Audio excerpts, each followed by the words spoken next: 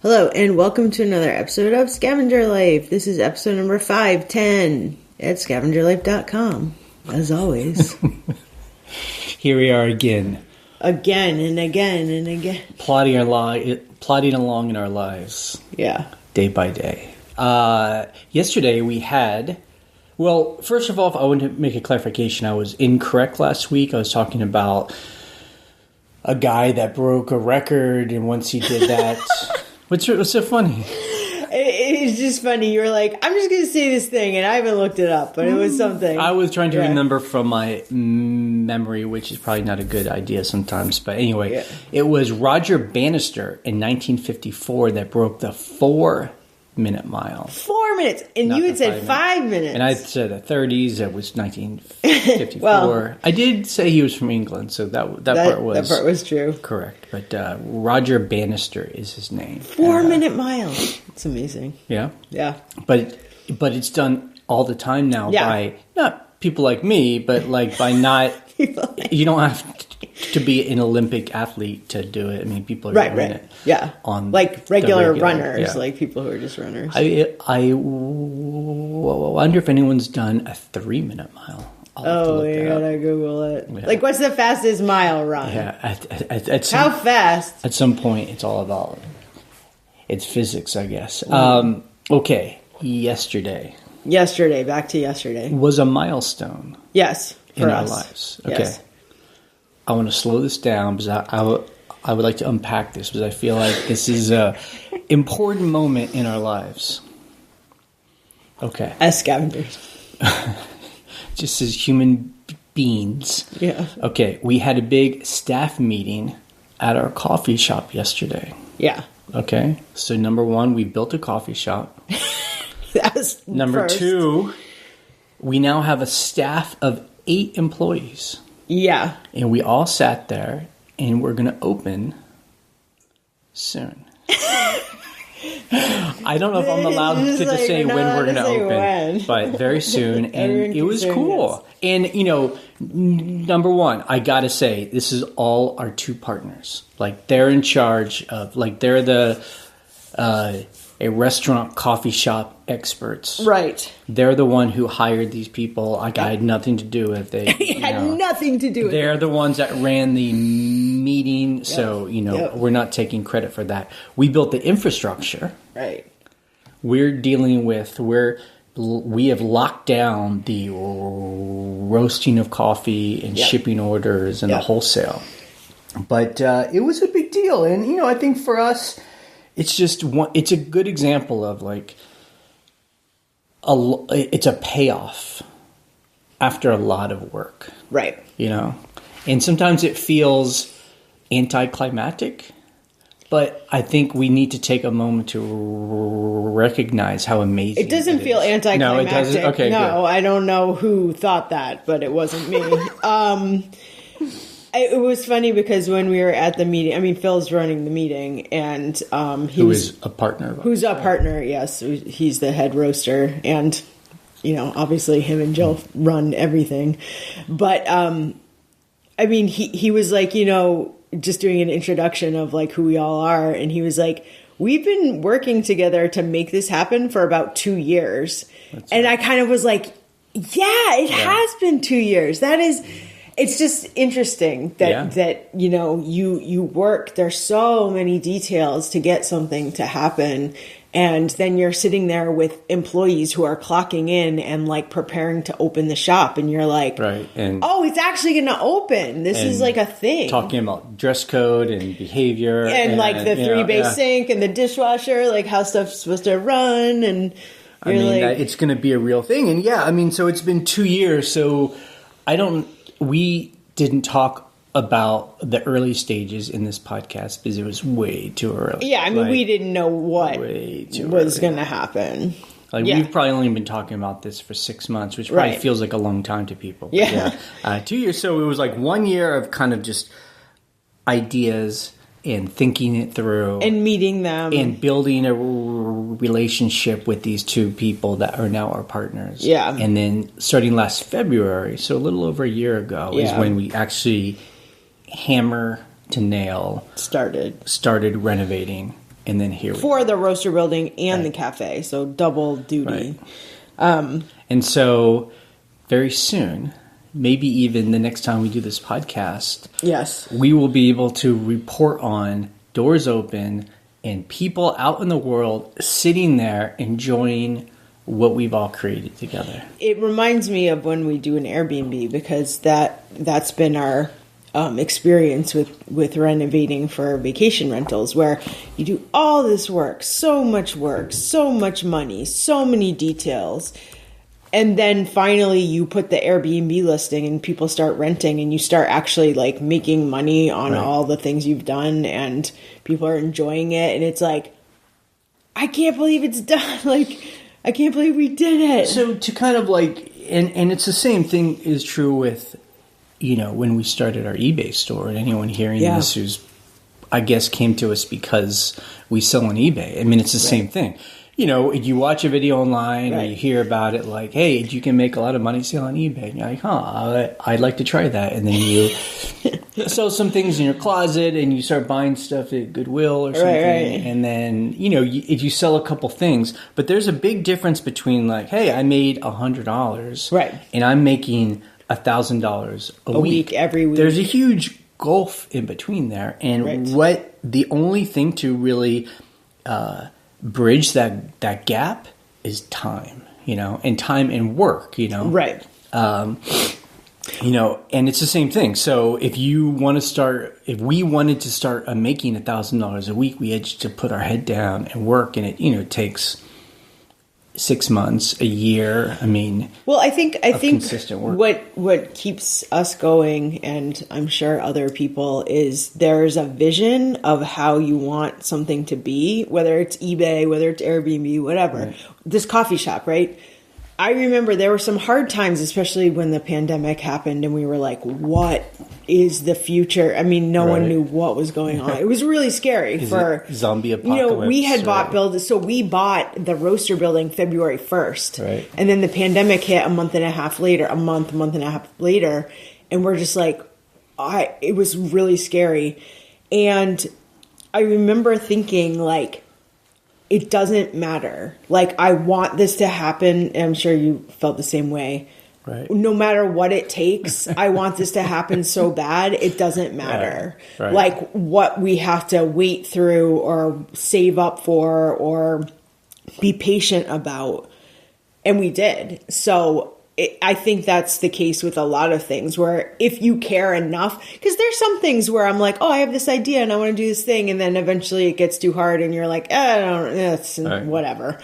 But for this project, it was like, this is so important to us and to our building and to our town that it just has to happen. Yeah. So, I mean, I felt that way several times where I was like, it doesn't, I think you and I got in a fight one time and I was like, the only thing that matters is the cafe. Like, it doesn't, like, anything else we could possibly think is important is just like not important. Well, I have said before that I'm not probably the best businessman, because I think of like a business guy as like, he's got all these spreadsheets and, it's all like so logical and perfect, and it's there's like, it's like a robot, on, off, does this work, does this not, anyway. I think we're different in the sense of numbers matter. We talk numbers about it. Always I got matter. numbers. We're not in fantasy cloud life. But like you said, some of it has to be, for us at least, heart, because that's what gets us through those really tough times, because if we were just to look at the numbers, we probably would not get to this point. God, because, no. there's been some hazy moments of like, is this going to be worth it? Hey, we're not even open yet. We don't know if it's going to be worth it. I think so. That's what I was telling a friend of mine. Like, we're like at the end of the beginning. Right. This has been 2 years' work. This is just the beginning.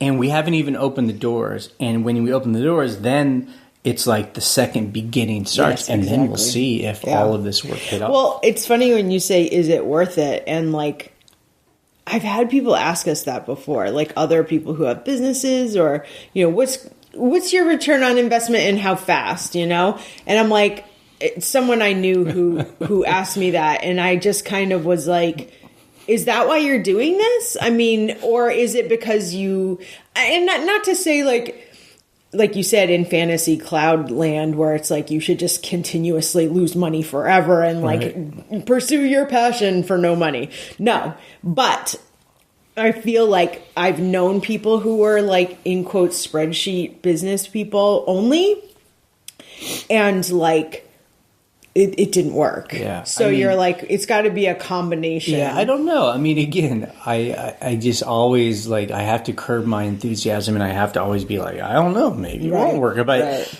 you know, there is really a fine balance between like, we have to love what we're doing. Yeah. Or else I don't want to wake up and do that. No, I know. But also the numbers have to work, and they both have to work. If the numbers work, but I just hate what it is, I'm like, it doesn't even matter. Yeah. You know, and if I love what we're doing, but the numbers don't work, then it's not going to work, and you have to find like that balance. And I don't know, I could never teach that. I don't know. I'm just like, I don't know. You just have to like think about it, and you know, and you make day by day choices based on how it feels and how the numbers look that day. It's so funny because we took a couple classes / workshops / whatever. A couple of years ago. A while ago. It was like a business class that the state ran. No, this is different. Oh. This is like the development, like the real estate development. Yeah, it was like small real estate development people doing kind of what we were doing. And I remember during one of the workshops, we were like sketching out numbers and how to get investors and whatever, you know, just stuff. And I remember getting frustrated with one of the people who were like teaching us.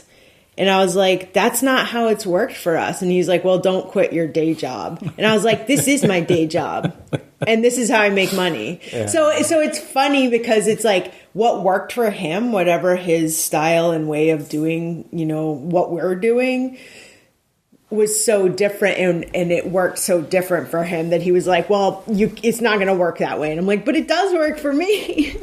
So I just think it like you said, it's a weird combination that can't be taught. And it's true for people's eBay businesses where what we do are like buy and hold and like, you know, like list it and forget it. Some people are like, that's insane. Right. Like other people in the eBay business where they hold on to things for a year, 2 years, 3 years. They're like, I don't have time or room or care for that. Mentality or heart for that, you know. Which makes sense. I mean, I get that. I think the other thing too is, so, you know, every day we take this walk on our greenway. The greenway. The Hawksbill Greenway. We love it. In beautiful Luray, Virginia. Hey, I just posted on Instagram about it. And we see a lot of the same people, you know, people. Yeah, the regulars. And, you know, past 6 weeks or so, people can see there's a lot of activity. People in and out of our coffee shop. There's like... There's like paper. There's paper on the window, so you can't see in. Everyone can tell. And, you know, people ask us, when's it going to open? We're like, soon. I mean, I can't give them the date. I can tell in people's faces, like after now 5-6 weeks now, people are like, okay. You know. But I feel like, I don't know if it's television, you know, like we enjoy TV shows, right? And like in 30 minutes or 60 minutes, like a whole world gets kind of wrapped up, you know? Right. It's like... You're like, how did all that... In 1 hour, all this stuff happens. It's so fun and entertaining. And it's just, life just takes so much longer. And people seem confused while it's taking so long to open the coffee shop. And it just takes time. It's like, I don't, you know...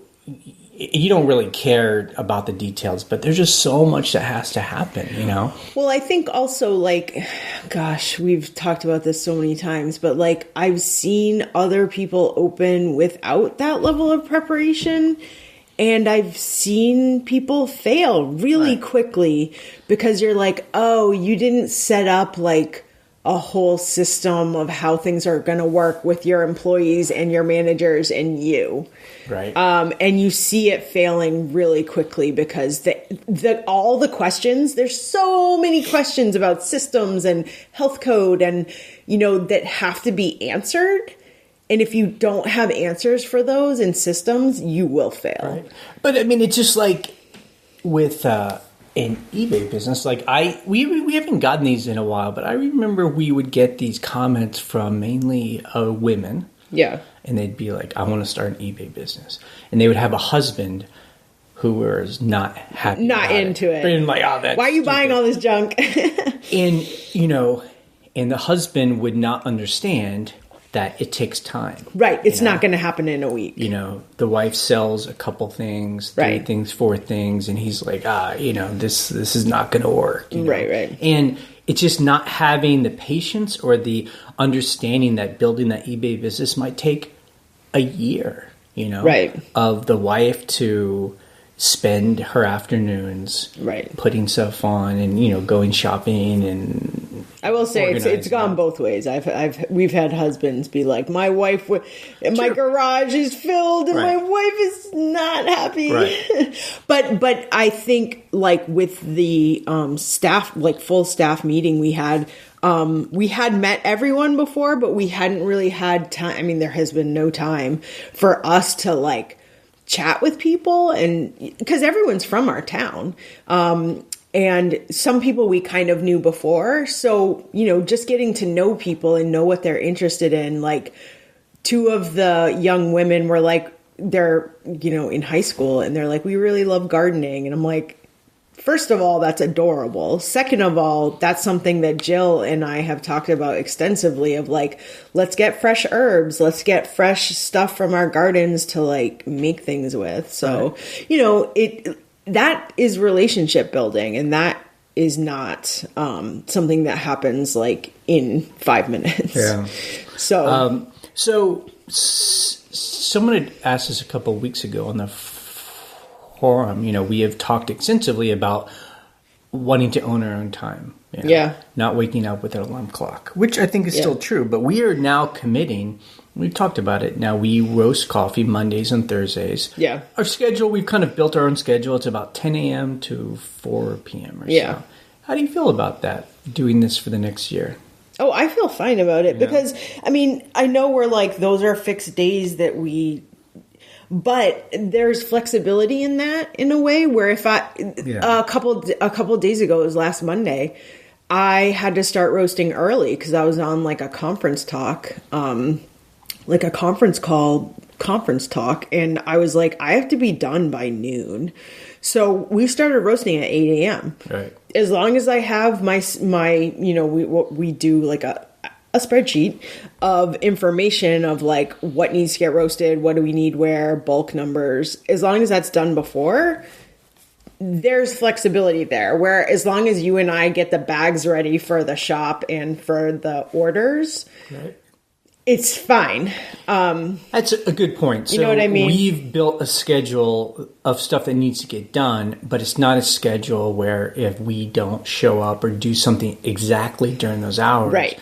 I mean, it has to get done by a certain time. Right. And honestly, if, crap hit the fan, we could roast on a Tuesday. Or a Sunday. We roast Monday and Thursday, but if for some reason something happened and I had to go out of town and I was like, well, I'm going to roast everything Sunday so it's ready for pickup on Monday. But, and if I think about it, it's really just like our eBay store where we don't have a fixed schedule, but we would have schedules. Right. Especially when we started, okay, let's wake up, let's eat, and then let's just start doing eBay. Right.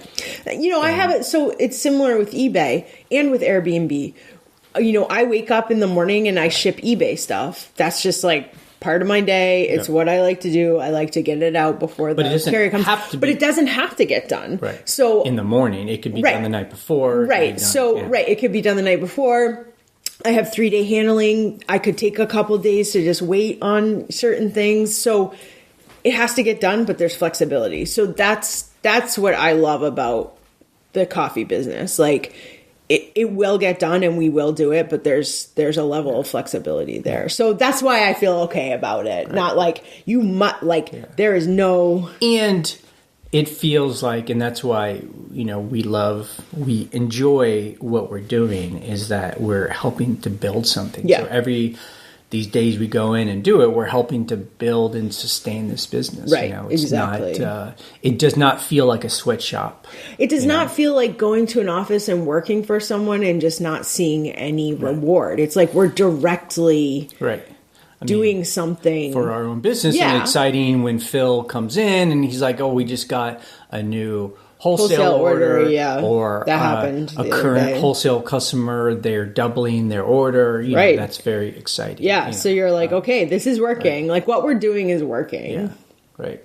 And we're the ones to fulfill that. He doesn't understand that we're all about production. Oh, we're like, pack that 5-pound bag. I can't wait. Go. Yeah. Okay, let's talk specifically about our eBay store this week. Yes. So we have officially, I think, changed our subscription on eBay. So we paid for our last... Yeah, I didn't quite understand it because other people... Anyway, I don't know. We just paid our last Anchor subscription like 2 days ago. So $299. Oh my God, eBay. So supposedly starting next month, and I'm going to keep an eye on you better. We're going to a Premier subscription. Right.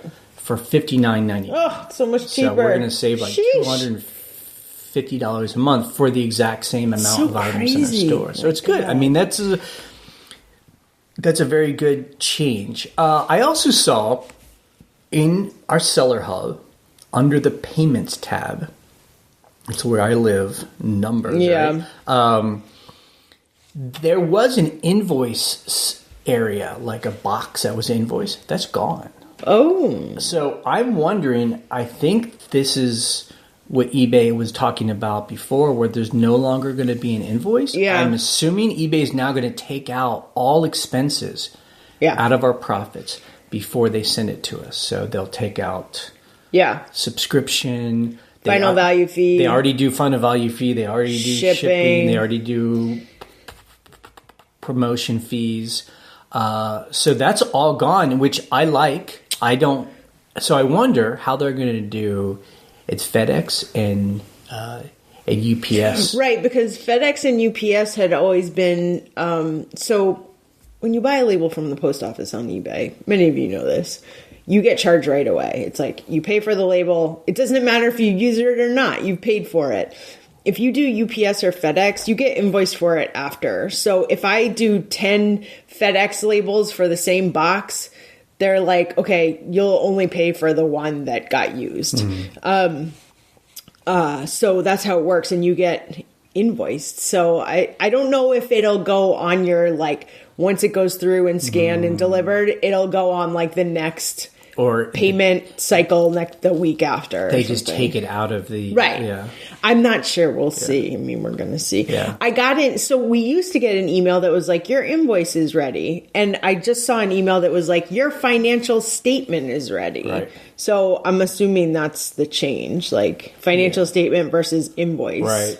Yeah, and I clicked on it, and it just shows you all your sales and expenses. I, of course, just deleted it. I was like, oh, that's different. Delete. Don't look at it. I do wonder how our taxes are going to be different for next year. I know we were talking about on the forum, and I'm hoping it's easier, but there are people saying that eBay is going to send you a 1099 that includes all the taxes that people pay. Doesn't make any sense. And then they're like, well, then you have, you as a seller have to figure out how much taxes you paid. And I'm like, isn't eBay going to I thought eBay, so Airbnb does the same thing now where it pays your state, lodging tax in Virginia anyway. I think they do it everywhere.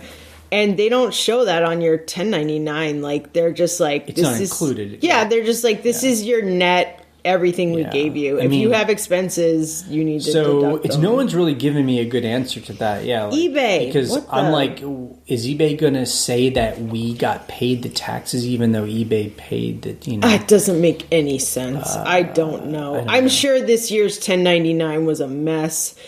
It made sense to my numbers, but I don't know. Yeah. Of course, it was only half the year, so. So we will see, and that's just, that is part of being a, a full-time eBayer or a person who's, if you actually are making a living off of eBay, you have to figure out those taxes and your expenses and, it's just the way write-offs, all your write-offs. It's the difference between us and the guy that sells in a parking lot. For cash. Yeah. Okay. Cash only. Let's talk about our numbers.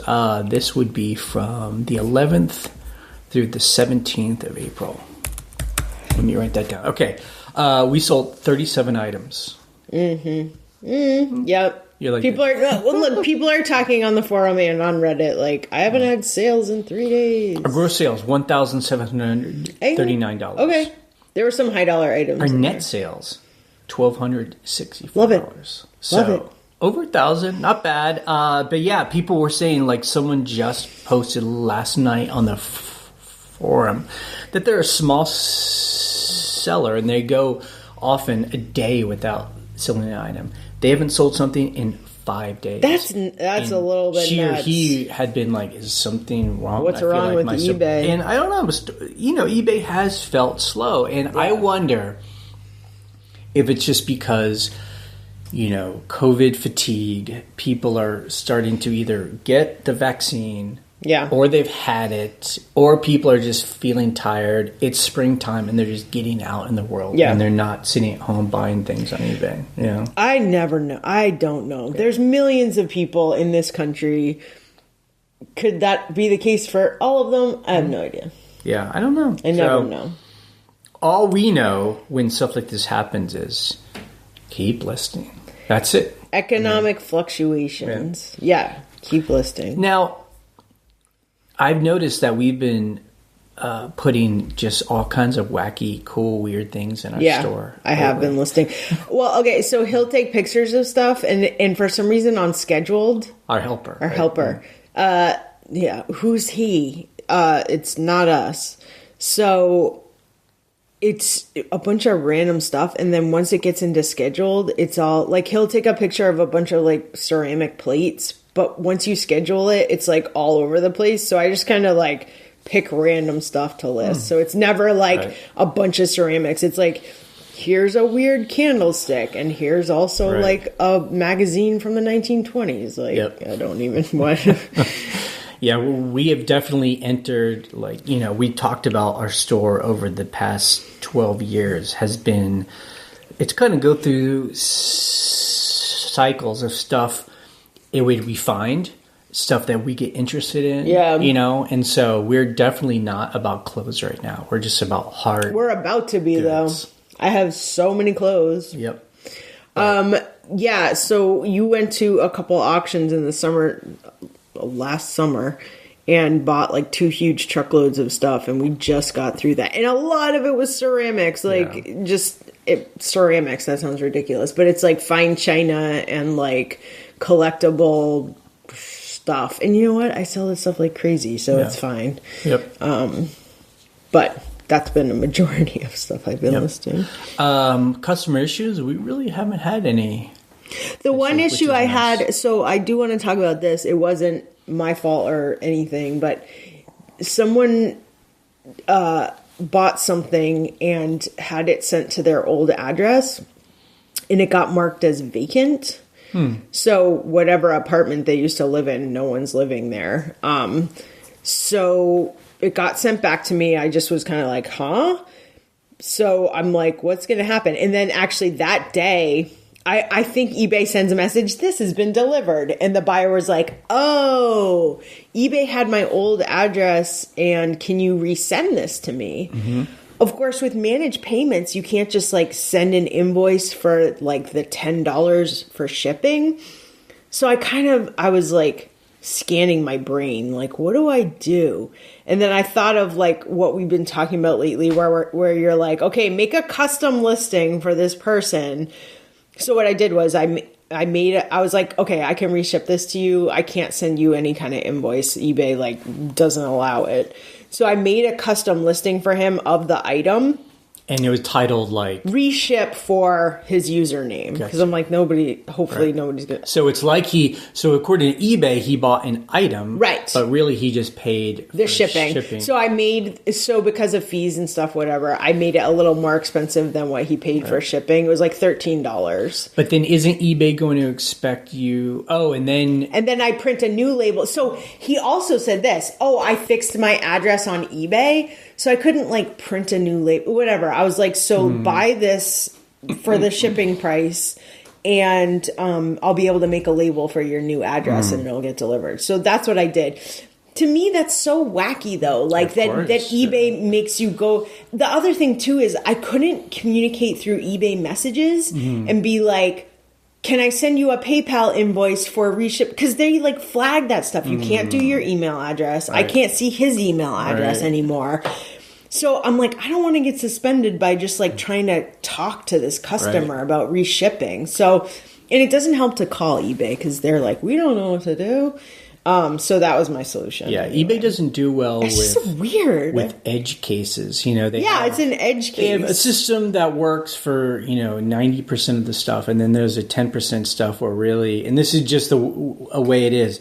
Like, I know there are some people that they don't like this, and they just rant about it. But the thing is, you just have to kind of like hack eBay to make it work in your favor. So that was what I did, and it got delivered to him, and he moved from like North Dakota to Tennessee or something. Yeah. So that was my one thing that I was like, oh, I like dug into the archives of us talking about like, people asking questions and saying like, oh, I made a custom listing for that customer. I'm like, oh, that's what I'll do. And it worked. So yeah, cool. Yeah. Let's go to the calls or questions that people sent in this week. Okay, you can email us an audio file. Our email is thescavengerlife@gmail.com, or you can call our voicemail line. The phone number is 540-407-8486. Hey, Jay and Ryan, this is Marty in Santa Barbara County, California. I am calling for two things. One, thank you for everyone who has supported me over the forum and here on the podcast. I am definitely as committed as ever, but I have pulled back my efforts on eBay the past few weeks due to some things at home. And I've been doing these two larger listings or groups of listings in pieces, and I'm getting close to finishing those two. I've listed a few of them, but a few of them I have not. Which brings me to the next question. I have heard you say over the years, and just a few weeks ago as well, how when you find something really unique, you really list it high. Just go high and see what happens. And you're willing to let it sit there for a while. And I have something like that. I'm willing to let it sit here for a year, 2, 3, maybe. Hopefully not much longer than that. But there are these beautiful silk Italian hanging coverings for lights, like a hanging light. And I think they cost about $5,000 back in 1980. And they've been sitting in a box ever since. And I can only find one little problem wrong with it. The threads on the little tassel doohickey is not quite machined right, it seems, or something's happened to it. I don't know. So I can disclose that in the listing. I'm just thinking, should I go with what I think the comps are, which I'm going against right now? Comps might come up to about maybe $2,500, or should I list these things for something astronomical like $5,000? And then just wait for the right designer who really needs these to give me like a $3,500 offer. How would you go about this? Do you have any input?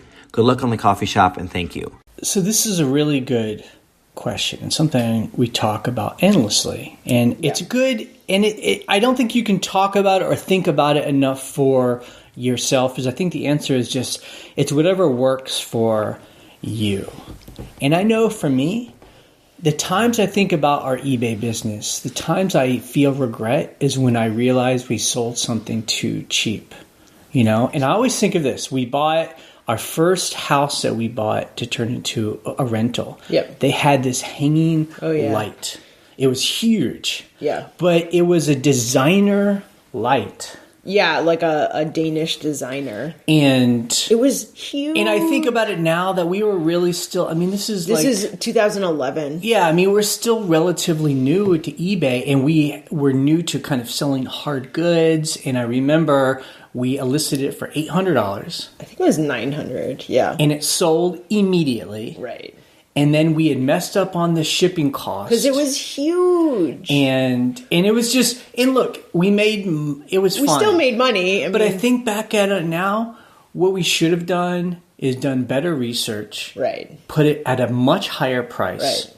And held on to it. Right. And I just think about those moments when we've done that, where we're like kind of in over our heads and we sell something. And that was cheap. A lot of money for us too at that time. Right. $900. That was a big sale for us. But I think now in 2021, is that what you're like, what year is 2021? I'm like, oh my God, we could have made like so much double that more money yeah. just because we have more patience than we do. So the other thing too is when you say the comps, where are you getting comps? Like, are there you said there are not very many items like this. So is there anything that's sold that you're seeing for $3,500, $4,000, etc.? If not, so here's another way to think about it. I've had certain items where I can find nothing. There was this 1800s. Do you remember this? It was like an incense burner. It was an oil. It was like an oil lamp / it was very specific. Like I could find no markings that were similar to this. I put it up as best as I could describe it. Someone emailed me and they were like, they were a collector of this very specific, and I had put it up really high because I was like, I don't know what this is. It's special. And this person was like, please pack it really well. I've never seen one like this, And so if you have an item that is so rare, because it sounds like it's delicate, it's silk, it's delicate, it's been in a box for, 30 years, price it high. Like you said, $5,000 make offer. What if someone's like $5,000 right away? Yeah. You're like, great, you just made $5,000. And and for us again, the thing is, as long as we have storage, which we do, so it's not like this item is not like harassing us. It's not like in my house or looking down at me, like in my way. It's just in storage. It doesn't matter. Try it out. Put it up for 3 months. Yeah. See what happens. People are going to message you too. Yeah. If there are, like you said, designers looking for things like this, it's a rare find. Someone might be like, this is a so-and-so, such and such, But you just got to try it. Yeah. But then there are other people who sell on eBay who have just as good. I mean, they run a business that's just as good, where they're just like, I just want this out. I want $1,000. If I got this thing for $5 and I can sell it for $500, I'm happy. Tomorrow, I'm happy. I don't want to hold on to it for a year and sell it for $2,500. I want $500 now. Right. So, which one are you? Hi, my name's Nicole. I was listening to your podcast last week, and you said that you had a lot of new sellers, and I kind of wanted to give a tip. Since the beginning of the pandemic, I really started to get into hard goods. Boxes that I find that are left for recycle are TV boxes and computer boxes. They're great for shipping pretty much anything. Artwork, I used the Mac box. TV boxes are really versatile, and they actually, because of the dimensions, they actually are not as expensive as you would think to ship. So some information for your newer listeners about boxes and recycling. So thanks and have a great day. Bye. Okay, this is how you know that you're old. Is when I pictured a TV box, it was like a big old TV, like a big, I'm like, a TV box. And then I'm like, oh, we just bought a TV for one of our rentals. It's like thin. So we bought a TV because like TVs just break randomly, like after 3 years. Electronics. Yeah, cheap electronics. So we bought a TV. It was like a 43-inch TV or whatever.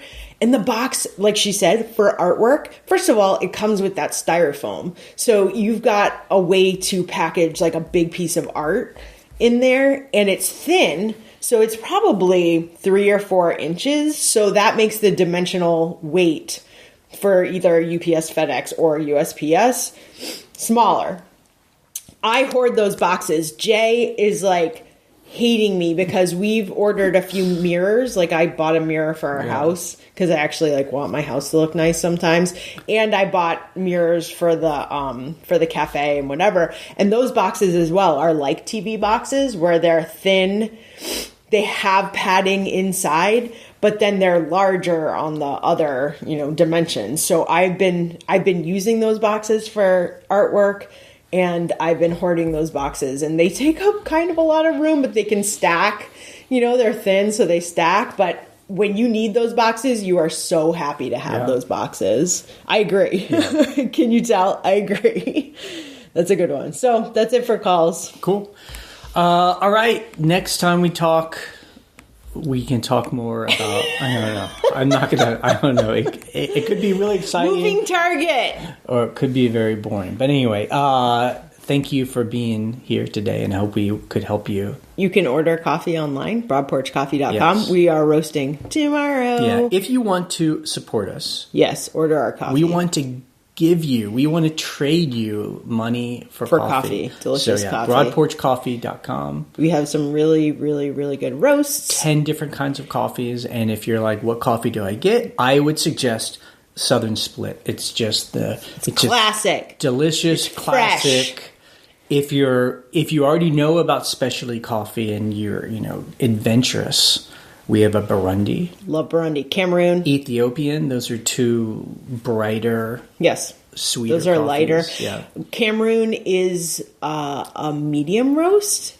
Delicious. Love it. Drink it with cream. And we actually get it from a guy who he doesn't own the farm in Cameroon. He founded a co-op in Cameroon. And so Cameroon coffee is not common. He's actually kind of cool. He's been in the business for 30 years. And so he has created this farm there. And so he gets that coffee. Yeah. And we co-op meaning it comes from different farms. But so it's special. It's special. It's special. It comes from Vermont. My sister drives it down from Vermont. So you can tell we're excited about these things. Anyway. So broadporchcoffee.com. We'll have an update next week. Yep. This podcast is ending in 3, 2, 1. Bye.